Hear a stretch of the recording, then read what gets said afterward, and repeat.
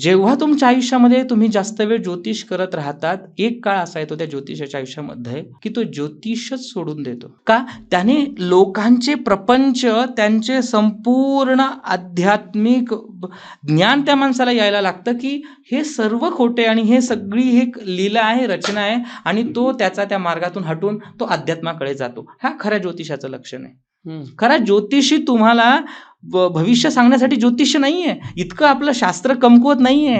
ज्योतिषशास्त्र याच्यासाठी दिलं की ह्या कर्माचे गणित त्या माणसाला कळावे आणि कर्माचे गणित कळल्यानंतर तो अध्यात्म पथावरती तो पुढे जावा. म्हणून आहे पूर्वीचे ज्योतिषी बघा, मी आजकालचे तथाकथित ज्योतिषी म्हणत नाहीये ह्या ऍपवरती तुम्ही इतके द्या, ते मी ज्योतिषी म्हणत नाहीये. मी ज्योतिषी पूर्वीचे म्हणत होते की ज्यांना ज्ञान होतं पण ते त्यांच्या साधनेवरती ते अटळ होते.